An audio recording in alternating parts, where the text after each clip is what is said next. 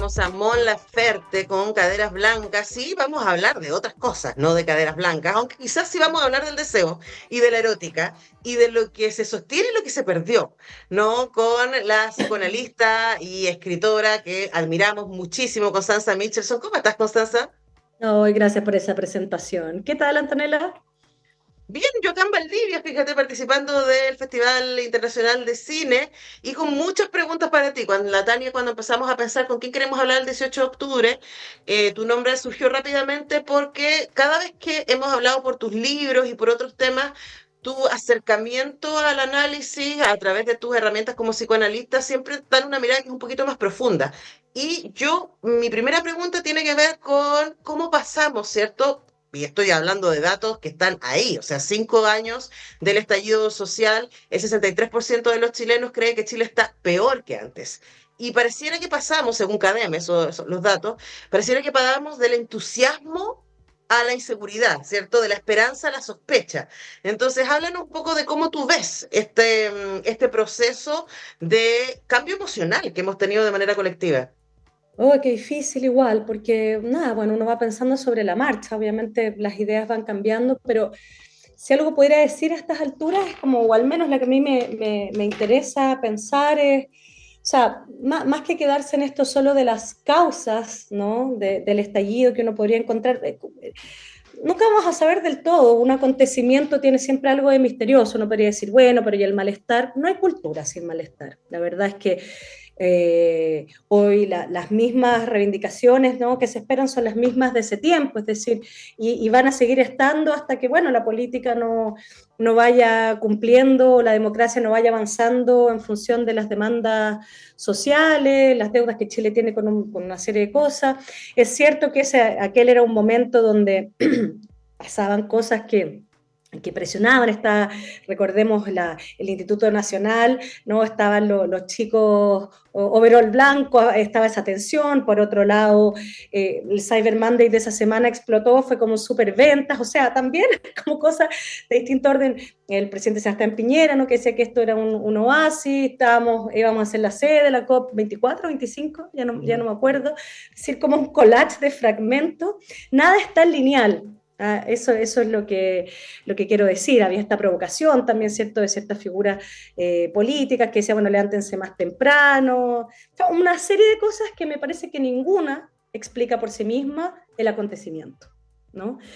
Y a mí lo que me interesa, o sea, tomando en cuenta de que si bien sí, que esta idea ahora como de que no pasó nada en el estallido, que no significa nada, que fue una cosa delictual solamente, me parece que es igual de erróneo borrar eso como darle demasiado sentido al acontecimiento, decir, no, esto se trató de esto porque el malestar tal y tal. A mí, al menos, lo que me queda como en la cabeza para seguir pensando es entender ciertos fenómenos del siglo XXI, es entender de qué va ese acontecimiento, la forma que toma, que tiene que ver la lógica digital, que tiene que ver, esto se lo escuché a una persona decir, ya no la distancia generacional, sino que la fosa generacional, es decir, unas nuevas formas, donde me parece en su libro Tiempos y Modos, Nelly Richard lo trabaja bastante bien y se sale de estas cosas binarias, de darle un ultra sentido al estallido, como también quitárselo por completo, sino que poder pensar en la complejidad. Y, y, a mí hay cosas que, bueno, tal vez por mi oficio es pensar qué es lo que hay, pese a que es cierto que el país no mejoró, es cierto que, bueno, hubo un momento donde todo se politizó y que nada, no sé, en el Ágora se lo hubieran querido, que vendían la Constitución en la calle, que todo el mundo hablaba, ¿no?, de la Constitución. Hubo un momento muy bonito, muy interesante, ¿no? No hay que perder que estas cosas son fragmentos de cosas, me parece que no se puede hacer un relato unitario de lo que ocurrió. Eh, pero sí pensar, pese a todo lo problemático que hubo, la violencia que no se debe desconocer, yo creo que el olvido generacional, y me incluyo, yo que soy de una generación más grande, que se da la democracia por sentada. Pero yo creo que los años después de la pandemia lo que ha pasado en distintos lugares del mundo es darnos cuenta de la fragilidad de la democracia y que hoy día el clivaje se puede hacer entre quienes defienden la democracia y quienes abren las puertas a las autocracias o a debilitarla, a todo el asunto que tenemos con hoy día mismo, ¿no? El debilitamiento institucional. ¿Cómo proteger eso? Yo creo que en ese momento no se veía, no se pensaba. eh, y todavía siguen estando muy de moda estos teóricos que yo critico mucho, que es como, no, si la democracia es una trampa, la democracia es solamente no sé qué. No, la democracia es algo imperfecto, la historia de la democracia, que es corta, es siempre estar intentando que la democracia opere, que exista, que sea, ¿no? Y evidentemente los mecanismos del estallido hay que pensar en esas formas también, como algo contemporáneo, como dar la democracia por sentada, me parece a mí. Esas cosas me interesa seguir pensando. Y también el asunto del sentido que esto tomó para la cosa de la primera línea, para muchos jóvenes, y ahí tomo el concepto de Bauman, estoy hablando rápido porque me tengo que ir muy pronto, ¿ah? Me disculparán, pero ¿qué pasó con esos jóvenes que Bauman hablaba de la humanidad desperdiciada, o sea, de todos los residuos, ¿no? del capitalismo, ¿no? O sea, lo que va quedando, quienes van quedando fuera, sin sentido, sin horizonte. ¿Qué pasó con todos esos jóvenes que ahí tomaron un sentido, venían a salvar algo, se politizaron? Después, ¿qué pasó? No digo que sean los mismos, pero yo no puedo dejar de ver, si tú me preguntas en la juventud, y quizás esto es un problema latinoamericano, en el asunto de las pandillas, en el unirse a las bandas narco, no digo que sean los mismos, ¿no? Sino lo que digo es que hay un asunto con el sinsentido y Sí, que de tomar sentido, quien venda el mejor sentido, ahí van a estar, sí. ¿no? Sí, de hecho, por ahí va mi preocupación. Ahí esto es como de manera personal y también yo siento que es como es un estado epocal que estamos viviendo, ¿no? Porque yo siento que después del 4 de septiembre del 22 algo se rompió. Y hay un sentido como de desesperanza. Y a mí me ha tocado escuchar de gente, especialmente del mundo de la cultura, que fue muy activa en la revuelta y fue muy activa en el primer proceso constituyente, participando, dando declaraciones, gestionando, etcétera, que han dicho, a misma Camilo Moreno la semana pasada acá en el programa, diciendo, ya no más, yo ya voto nulo de aquí para siempre, ¿no? Y eso que yo le escuché a ella ahí en el programa, lo he escuchado muchas veces de gente muy notable que ha sido muy activa, ¿no? Y yo siento, ¿qué pasa ahí? ¿No? ¿Qué pasa cuando No, ¿qué pasa ahí? Que hay una, tenemos que crecer, tenemos que aprender a hacer duelos, ¿no? O sea, el fuego no es la eso, manera de apurar las cosas, basta.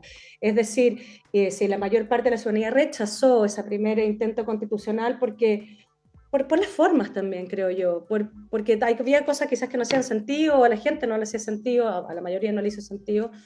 Eh, el duelo es, ok, entonces, ¿qué? ¿Cómo se toma? Es como cualquier cosa, digamos, crecer significa eso, es no abandonar precisamente lo que necesitamos, que es profundizar la democracia, que la democracia funcione, realmente promover los cambios que en ese tiempo, no sé, cada uno aspiraba, cada uno con sus propias, qué sé yo, horizontes esperaba. Es decir, que las cosas no hayan funcionado ahí o así, que por otra parte uno dice, bueno, por algo es que no funcionan así, ¿no? O sea, lo que a poder mí me cambiar un preocupa, poder por otro. sí, lo que a mí me preocupa, Constanza, es que las demandas del 2018 pareciera ser, a propósito de lo que dices, no del perfeccionamiento de la democracia, pareciera ser que tenían una contraparte, que se salía a la calle con un cartel apelando a la acción del Estado, ¿no? Y que se tomaran decisiones y que se cambiaran cosas. Y hoy día parece que hay una como una decepción y por eso quizás, y ahí hago el link, hay esta crisis de la democracia, que ¿quién está al otro lado? ¿Es posible que las cosas Bueno, sean mejores? sí, pero ahí es donde tenemos que decir, ok, es un problema de las personas, por supuesto que hay poderes que tiran en una dirección y en otra, eso sin duda.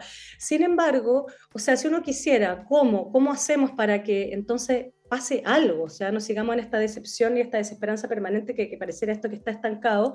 Bueno, pareciera ser que hay un asunto, ¿no? Con respecto al sistema político, para que esta cosa no sea, que caiga totalmente en la lógica electoral, de que entonces nada avance, caer en la lógica de la venganza. O sea, yo creo que tenemos que pensar el propio sistema para hacer eh, que quienes gobiernan tengan que llegar a acuerdos. Y que pasen cosas. La democracia es lenta, es cierto, es más lenta que empujar, digamos, no sé, pues de maneras arbitrarias. Pero eso nos hace crecer también, nos hace crecer, digo, como sociedad, como pueblo, como sostener eso. O sea, ya a mí me parece que esta cosa taimada, como entonces no pasó nada, yo ya no voto nunca más, me disculparán. Me parece que entonces, bueno, como las cosas son como tú quieres que sean, no, la vida no funciona así. Yo creo que esto hay que empujarlo, estamos en un problema. Sí, Y pero tenemos que apelar a nuestras fuerzas más maduras para poder hacer que esto ande. ahora sí nombraste una palabra que me parece clave porque hay que hacer las dos cosas al mismo tiempo, ¿no? Esto de activar y no soltar y seguir intentando y seguir demandando. Y por otro lado, hacer el duelo. ¿Cómo hacemos este duelo? Ah, bueno, eso es lo más difícil. Bueno, es que a eso voy cuando digo, Antonella, que por mi oficio a mí lo que hoy me interesa sobremanera es pensar la subjetividad del siglo XXI. ¿Qué nos pasa? Justo ahora estaba pensando para escribir una idea si sobre esto era depresión o era capitalismo. O sea, era depresión y es capitalismo, las dos cosas, pero decir eso, o sea, no podemos llegar a decir, ah, no era capitalismo, esto siempre, el capitalismo como si fuera una persona, si echarle la culpa a otro, me parece que es parte de las formas contemporáneas, que es distinto a pensar qué es el capitalismo en mí también, digamos, o cuáles son nuestras prácticas desresponsabilizantes o clientelares o taimadas, es decir, para nosotros, digamos, no sé, por los que hacemos clínica, todo el asunto es qué pasa con el psiquismo contemporáneo, como por decir, con las posibilidades de crecer psicológicamente. Y esta es una pregunta que yo tengo. ¿Hoy día el discurso de la salud mental tiene algo que ver con crecer o no? Yo no estoy tan segura. O es con hacer estallar una multiplicidad de diagnósticos donde cada uno tiene un derecho a una cosa distinta, pero no sé si se habla de crecer, y parte de crecer es hacer duelos, que es lo más difícil del mundo, siempre separarse de una idea, de un afán, de algo es lo más difícil del mundo, pero pasar otra cosa y seguir adelante y sin renunciar a que tenemos una responsabilidad con el mundo. Ese es mi llamado. Ok, nos quedamos con ese llamado, ¿ah? Vamos a revisarlo con Jorge Baradit, que viene después de la pausa, que nos dice, me encantó cómo quedó este programa hoy día con estas voces múltiples. Constanza Michelson, psicoanalista, escritora, columnista, Eso, muchas gracias por este tiempo. Que gracias estés a muy ti. bien. Tú Chao. también. Chao. Dejamos ir a Constanza Michelson y continuamos haciendo nuestro semáforo acá en Radio Universidad de Chile. Vamos a escuchar a propósito ahí de hacerse cargo y también de no soltar celebratoriamente, ¿por qué no? A Mata Hari con este temazo que se llama Disco 2. Acerca tu